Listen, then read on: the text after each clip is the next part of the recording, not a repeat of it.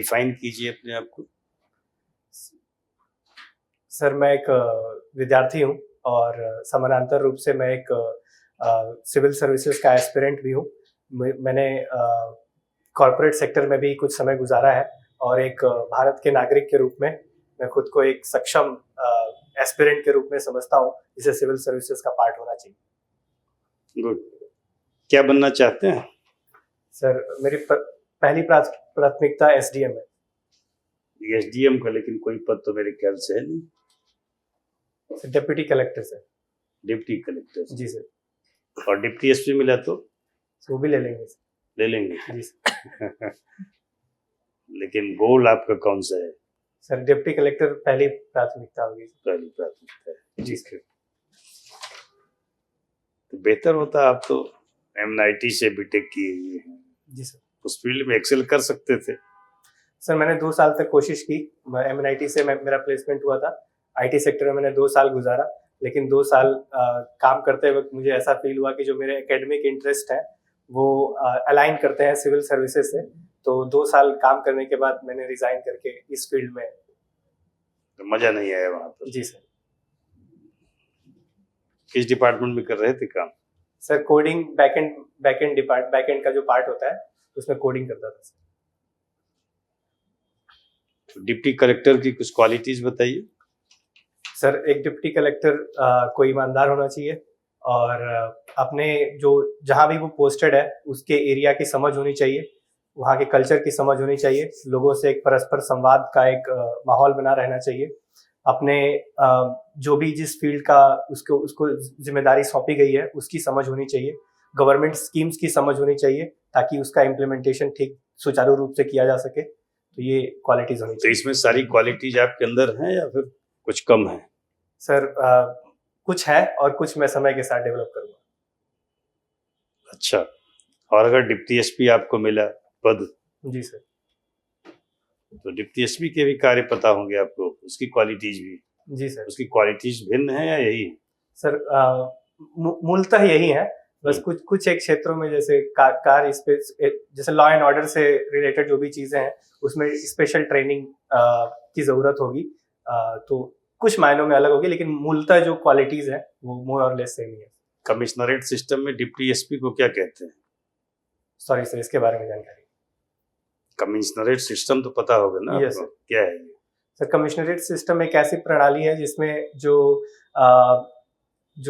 एक जिले स्तर पर जो सर्वा वो डीएम ना होते हुए जो एसपी होता है वो होता है। एसपी डीएम से बड़ा हो जाता है जिले में? सर बड़ा नहीं होता है, लेकिन सर मतलब उसमें उसकी प्राथमिकता उसको ज्यादा। सर्वा जिले का डीएम रहता है या फिर एसपी?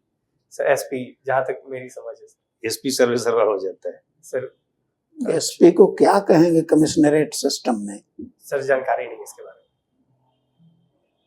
सीपी? ओके सर, पढ़ूंगा इसको। Commissioner of police. ओके जी सर।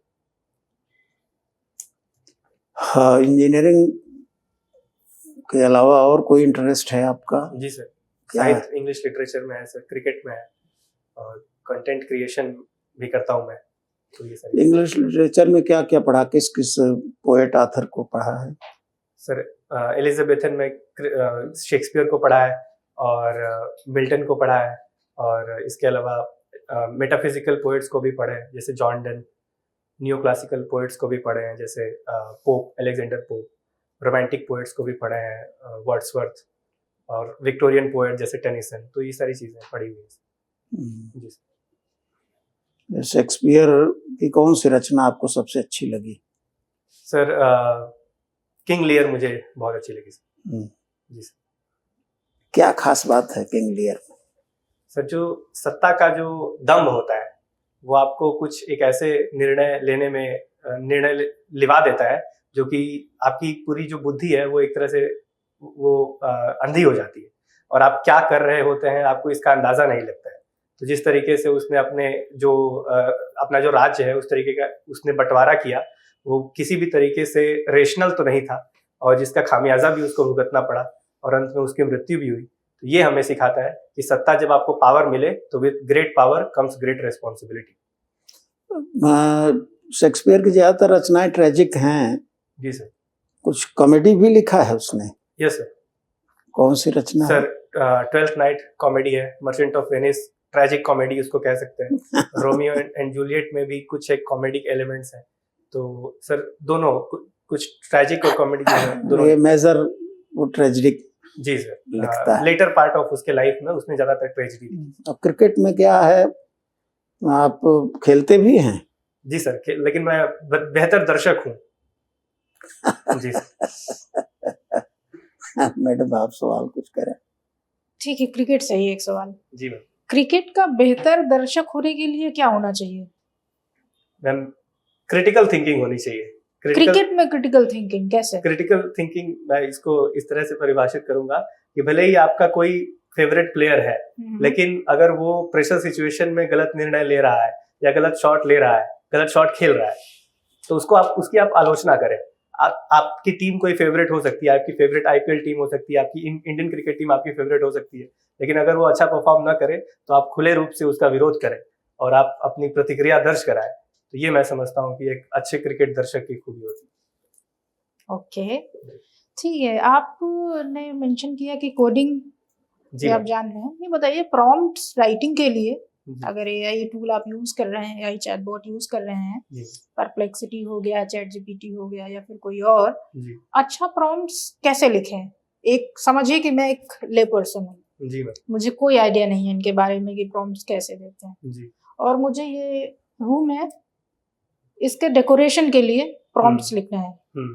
किन चीजों का ध्यान रखें, और 2-3 प्रॉम्प्ट्स मुझे बताइए मैम इस रूम के डेकोरेशन के लिए। ओके मैम, सर प्रथम तो detailing, paying attention to details बहुत इंपॉर्टेंट हो जाता है, क्योंकि जो कोई भी चैटबॉट होता है वो एक पर्टिकुलर डेटा सेट पर ट्रेंड होता है। तो अगर हम कोई जनरल आंसर देने को बोलेंगे तो जनरल रूप से प्रतिक्रिया देगा, लेकिन अगर हम डिटेल्स ऐड करेंगे, जैसे इस रूम को अगर हमें डेकोरेट करना है तो इस रूम का एम्बियंस अगर हम जितना डिटेल्ड रूप में, जितना डेटा के सहित उसको फीड करेंगे, उस हिसाब से वो हमें उत्तर देगा। जितनी अटेंशन टू डिटेल्स हम पे करेंगे उतने ही अच्छे से वो ट्रेन होगा और उसका जवाब भी उतना फाइन ट्यून होगा। ठीक है, एक आखिरी सवाल मेरी तरफ से, बस इसी सवाल का एक एक्सटेंडेड वर्जन। अब जब एआई जनरेटेड टूल्स सारा कुछ कर ही रहे हैं, तो फिर अब मान लीजिए कि 10,000 स्क्वायर फीट में मुझे अपना फार्म हाउस बनवाना है, तो क्यों मैं किसी आर्किटेक्चर को हायर करूं, वो आकर के डिजाइन करे? मैं तो सीधे प्रॉम्प्ट्स लिखूंगी। जी। तो फिर आप लोगों का रोल उसमें क्या ही रहेगा? तो खत्म हो रही हैं आप लोगों की नौकरियां। चुपचाप एआई में प्रॉम्प्ट डालेंगे, पैसा बचाएंगे आर्किटेक्चर का, और एक अच्छा खासा नक्शा मेरे सामने आ जाएगा, सब बन जाएगा ऐसे ही। जी। क्या सोचते हैं आप इस पे? मैम आपका कथन मुख्यतः सही है। एआई की वजह से जो जॉब लॉसेस हैं वो आज की हकीकत है, बहुत सारे कंपनीज में ले ऑफ वगैरह भी हो रहे हैं, लेकिन मैं समझता हूँ कि जो एआई या जो भी चैटबॉट्स हैं उसको जमीनी हकीकत का उतना अंदाजा नहीं होता है। जिस तरीके जो ह्यूमन इंटरवेंशन है किसी भी पर्टिकुलर फील्ड में, कोई चीज आपको निर्माण करनी है, उसकी जो जमीनी हकीकत है, वहाँ का जो सामाजिक परिवेश है, वहाँ की तमाम जो चुनौतियां हैं, जो कि एक ह्यूमन माइंड ही बेहतर समझ सकता है। तो नहीं, लेकिन अब 10,000 स्क्वायर फीट का प्लॉट मैंने लिया हुआ है, मैंने मेजरमेंट दे दिया, लंबाई कितनी है, चौड़ाई कितनी है, तो अब फार्म हाउस बनाने के लिए जमीनी हकीकत की क्या जरूरत है? मुझे तो बस एक स्ट्रक्चर चाहिए, एक नक्शा चाहिए, वो मुझे एआई बना के दे देगा। मैम हो सकता है कि जो भी जमीन हो वो सिस्मिकली एक्टिव हो, उसमें कुछ ऐसी चीजें हो, जैसे जो लैंड सब्सिडेंस का जो हमने इशू देखा उत्तराखंड में, वैसे भी कुछ चीजें दूरगामी परिणाम उसके हो सकते हैं। तो जो एक ह्यूमन इंटरवेंशन है वो एक मल्टीपल तरीके से उसको एनालाइज करेगा। वो सिर्फ बिल्डिंग बनाने के लिहाज से उसको एनालाइज नहीं करेगा, वो लॉन्ग टर्म और शॉर्ट टर्म जो भी चैलेंजेस है सभी को कंसीडर करके वो अपना सुझाव देगा। लेकिन जो एआई चैटबॉट है वो सिर्फ त्वरित रूप से। यस मैम, देखता हूँ। एक मूवी आई थी, अब पता नहीं आपने देखी है या नहीं, इंसेप्शन देखी है आपने? जी नहीं। मैट्रिक्स? जी नहीं। कोई बात नहीं, देखिएगा, आपके इस पॉइंट ऑफ व्यू और ज्यादा डेवलप करेंगे। श्योर मैम, ठीक है, thank you. Moving from the same field, मैं पूछना चाहती थी बिग डेटा एनालिटिक्स के बारे में आपको पता होगा? यस मैम, थोड़ा बहुत। तो इसलिए अर्बन प्लानिंग में आप कैसे इनकलकेट कर सकते हैं? मैम बिग डेटा एनालिटिक्स का मतलब जो भी अर्बन प्लानिंग से जुड़ी जो भी समस्याएं हैं या फिर जो जमीनी जो भी जानकारियां हैं, सबसे पहले तो जो भी आपका डिजिटल टेक्नोलॉजी होगा उसको ट्रेन करना बहुत ज़रूरी है। और जो भी चैलेंजेस हैं एक पर्टिकुलर अर्बन सेटलमेंट से जुड़े हुए, जो भी एक्सट्रीम वेदर इवेंट्स होते हैं, जो भी डिजास्टर्स, वहाँ डिजास्टर वल्नरेबिलिटी के पॉइंट ऑफ व्यू से भी ट्रेन करना बहुत ज़रूरी है। और घनत्व कितना है, और आगे चल जो जनसंख्या वाला घनत्व की मैं बात कर रहा हूँ, और सामाजिक परिवेश कैसा है, और क्राइम रेट कैसा है, इस हिसाब से उसको मल्टीपल तरीकों से जब हम उसको ट्रेन करेंगे तो हम एक फाइन ट्यून करके उसको एक बढ़िया सा। तो क्या आप ऐसा सजेस्ट कर रहे हैं आप एक डिजिटल डैशबोर्ड बनाएंगे? जी मैम। उसको कैसे डिजाइन करेंगे आप? मैम डिजिटल डैशबोर्ड को मैं इस तरीके से डिजाइन करूंगा कि जो भी एग्जिस्टिंग पॉलिसीज है उसका जो इम्प्लीमेंटेशन है उसकी प्रोग्रेस क्या है, उसमें क्या क्या कमियां हैं, उसमें एक सिटीजन चार्टर का भी एक प्रोविजन होगा, कि एक ग्रीवेंस रेड्रेसल का भी मैकेनिज्म होगा कि अगर किसी गली में कोई पॉट होल है, अगर कोई सिटीजन उस पर रिपोर्ट करता है तो वो तुरंत उसको रीडायरेक्ट कर दे टुवर्ड्स अ पर्टिकुलर ऑफिशियल, और उस पर त्वरित रूप से फैसला लिया जा सके। तो इस तरीके का हम लोग मैकेनिज्म डेवलप कर सकते हैं। आपने अपनी हॉबीज में बताया था आप कंटेंट क्रिएशन में भी इंटरेस्ट रखते हैं, कैसे कंटेंट्स से? मैम यूट्यूब वीडियोस बनाता हूँ, और इंस्टाग्राम जो short form content, YouTube shorts, ये सब। This is regarding which field? हम एजुकेशनल कंटेंट। Educational content. एक और इंटरेस्टिंग सी चीज मैंने नोटिस की थी, आप किंग लियर आपने मेंशन किया था। तो किंग लियर ने अपने किंगडम को इमोशनल, मैंने भी एक्चुअली रीड किया हुआ है, तो उस पे डिवाइड किया था emotional decisions. So is it a flawed understanding of territory and power, और is it something else? Yes, ma'am. It is. I would say it is flawed, because when we study King Lear, we study something called hamartia. So hamartia is that particular thing in which the central character has an flawed error of judgment. So the way King Lear got influenced by the poetic dictions of his elder daughters, in which they manipulated him into believing that they loved him more as compared to the younger daughter. So that I feel that he got manipulated, and in the guise of that manipulation, he got played basically. He got swayed by those words, and he basically divided his empire into among his elder daughters, and he could not understand the magnanimity of her younger daughter. Okay, thank you. Yes. Bio terrorism का कुछ idea है क्या आपको? Sir क्या मैं सोच सकता हूँ?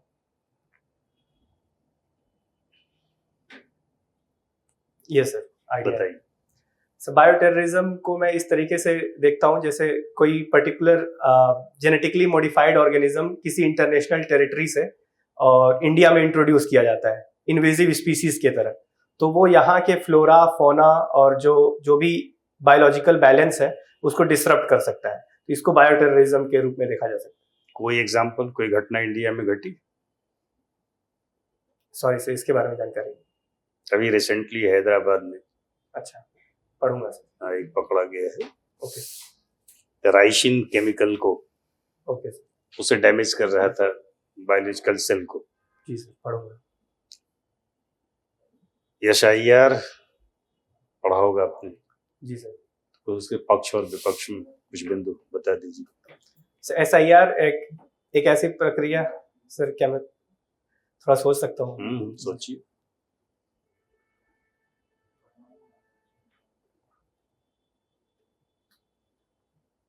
जी सर, SIR एक ऐसी प्रक्रिया है जिसमें जो हमारा इलेक्टोरल रोल है एक पर्टिकुलर स्टेट का या फिर ओवरऑल कंट्री का, उसको रिवाइज किया जाता है समय समय पर। तो इसका एडवांटेज ये होगा कि इसमें जो भी इंक्लूजन और एक्सक्लूजन एरर्स हैं वो हम आइडेंटिफाई कर सकते हैं। साथ ही साथ जो भी इलीगल माइग्रेंट्स जिन्होंने इलीगल तरीकों से मतलब अपना इलेक्शन कार्ड बनवा लिया है, उसको भी हम आइडेंटिफाई कर सकते हैं। तो इस मायने में SIR एक अच्छी प्रक्रिया के रूप में इसको देखा जा सकता है। लेकिन अगर मैं इसके विपक्ष की बात करूं तो सबसे पहली बात, SIR करने में एक एडमिनिस्ट्रेटिव कॉस्ट भी आएगा, और जबकि हमारे फिस्कल डेफिसिट ऑलरेडी 4.4 के आसपास है, तो ये हमारे फिस्कल डेफिसिट को भी बढ़ा सकता है। दूसरी चीज ये कि विपक्षी पार्टियां जो है इसे इलेक्शन को मैनिपुलेट करने का भी एक टूल मान रही हैं। अब इसमें कितनी सत्यता है ये तो न्यायालय ही तय करेगा, लेकिन मैं समझता हूं कि कोई भी निर्णय एसआईआर से जुड़ा हुआ निर्णय जो है वो इलेक्शन कमीशन को सभी पार्टियों को, सभी स्टेक होल्डर्स को कंसल्ट करके ही बनाना चाहिए। उत्तर प्रदेश की उम्र बता दीजिए, सॉरी सर, जानकारी नहीं है सर। उत्तर कब बना प्रदेश ये कब प्रदेश? बना? अच्छा, उम्र, ओके सर, मुझे लगा median as. Sir Uttar Pradesh sir बना 24 जनवरी 1950 को। कितनी उम्र हो गई इसकी? सर 76 साल। पहले क्या बोलते थे इसको? सर पुराना यूनाइटेड प्रोविंस। ठीक है, wish you all the best. Thank you sir, thank you, thank you.